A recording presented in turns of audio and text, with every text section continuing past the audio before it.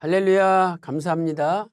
오늘 또 마음속에 불안과 좌절과 두려움은 다 사라지고 늘 자신만만하고 용기백배한 믿음만이 충만하시기를 소망합니다. 자, 오늘은 아론의 두 번째 제, 백성을 방자하게 만든 제 두 번째 시간입니다. 출애굽기 32장 25절 말씀입니다. 봉독하겠습니다. 모세가 본즉 백성이 방자하니 이는 아론이 그들로 방자하게 하여 원수에게 조롱거리가 되게 하였음이라. 이는 하나님의 말씀이니라. 아멘. 자, 우리가 지난 시간에 살펴본 것을 좀 정리하면서 진행하겠습니다. 자, 아론은 이스라엘 백성을 선동했죠.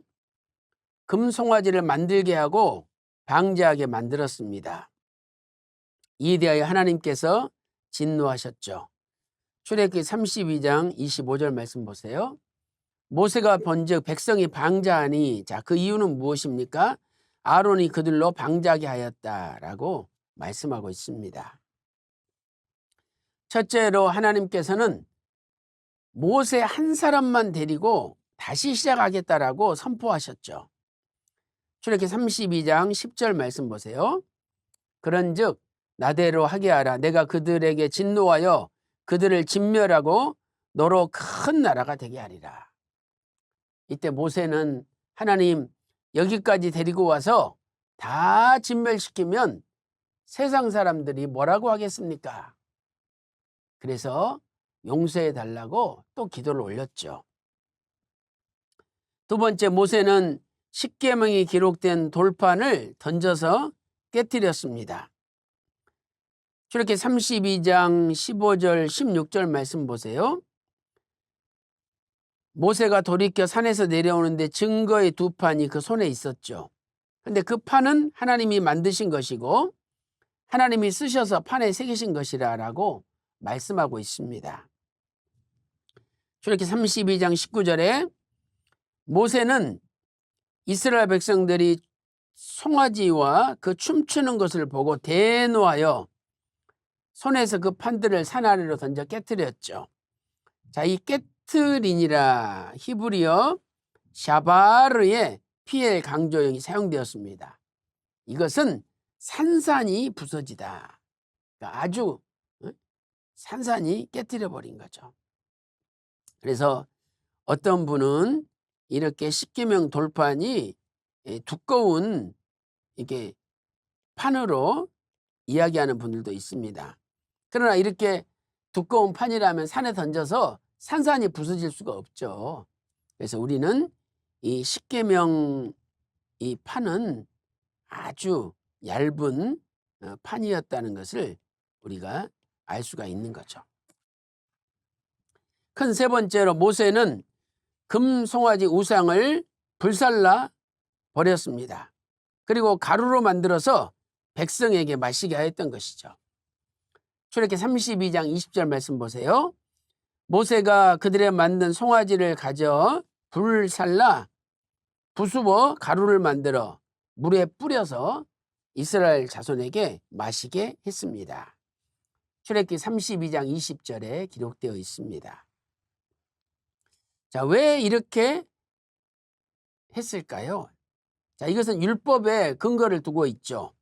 자, 율법을 볼 때 부정을 의심받은 여자는 다른 남자와 관계했다고 부정을 의심받는 여자는 저주의 물을 마셔야 했습니다.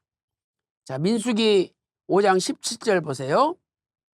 이 토기에 거룩한 물을 담고 성막 바닥에 티끌을 취하여 물에 넣었습니다.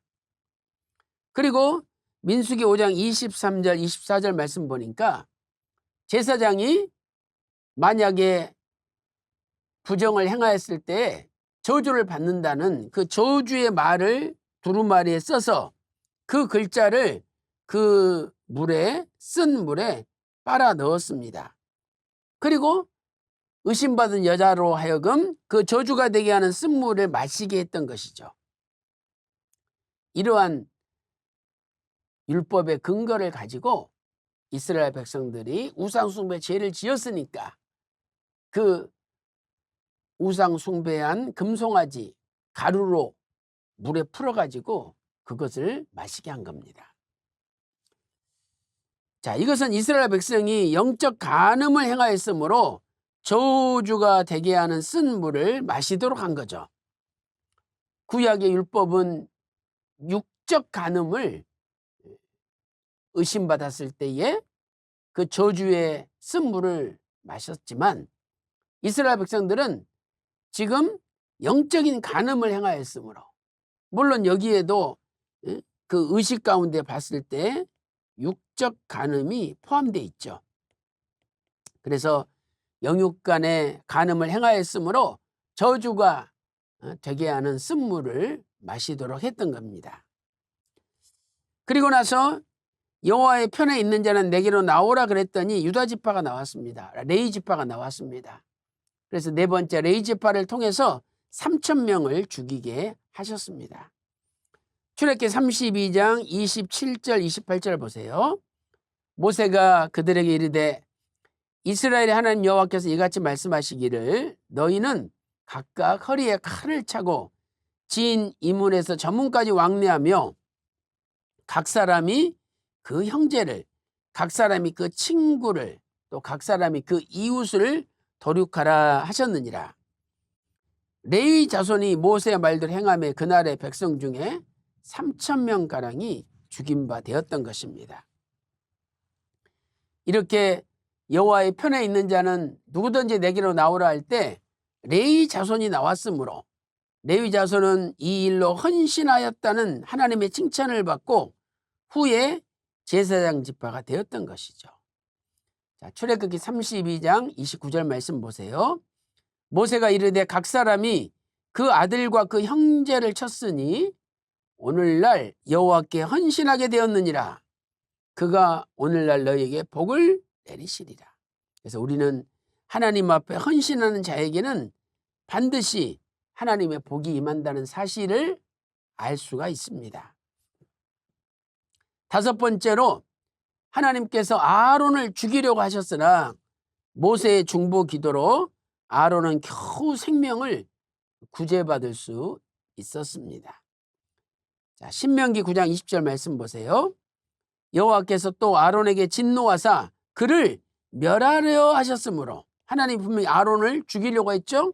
내가 그때에도 아론을 위하여 기도하고, 이렇게 모세는 하나님께서 미리암을 문둥병 들려서 죽게 만드실 때도 미리암을 위해서 기도하였고, 또 아론이 죽게 되었을 때도 아론을 위해서 기도하였습니다. 그래서 오늘 우리도 모세와 같은 심정으로 비록 우리 앞에 불의한 일을 행했다 할지라도 그 사람을 위해서까지도 기도할 수 있는 신령한 모세가 돼야 되겠죠. 이에 대하여 휘선 박아브람 목사님께서는 잊어버렸던 만남 422페이지에서 이렇게 정리하고 있습니다. 수많은 백성을 죽음으로 내몬 아론의 죄는 너무도 중하여 신명기 9장 20절에서는 하나님께서 아론을 당장에 죽이려 하셨다고 출애굽기에서는 언급되지 않은 사실을 말씀하고 있습니다. 이때도 아론은 모세의 중보 기도로 겨우 생명을 구제받았습니다라고 말씀하고 있습니다. 이러한 모세의 중보 기도는 바로 예수님의 중보 기도를 예표하고 있는 것입니다. 오늘 우리도 아론처럼 죽을 수밖에 없는 존재이지만 예수님께서 우리를 위해 기도하여 주심으로 우리가 살 수가 있는 것입니다. 그러므로 늘 예수님께 감사드리는 저와 여러분이 되시기를 주님의 이름으로 축원합니다. 기도 올리겠습니다. 하나님 아버지, 아론이 백성을 선동하고 엄청난 죄를 지게 하였으나 모세는 끝까지 아론을 살려달라고 중보 기도하였습니다. 오늘 우리도 아론과 같은 죄를 지었지만 예수님께서 끝까지 살려달라고 기도하시기 때문에 우리가 사는 줄로 믿습니다. 날마다 지금도 쉬지 않고 기도하시는 주님의 사랑을 기억하고 간직하며 오늘 하루도 그 사랑에 보답하며 살아갈 수 있도록 선한 길로 인도하여 주시옵소서. 모든 것을 감사드리옵고 존귀하신 예수님의 이름으로 간절히 기도 올리옵나이다. 아멘.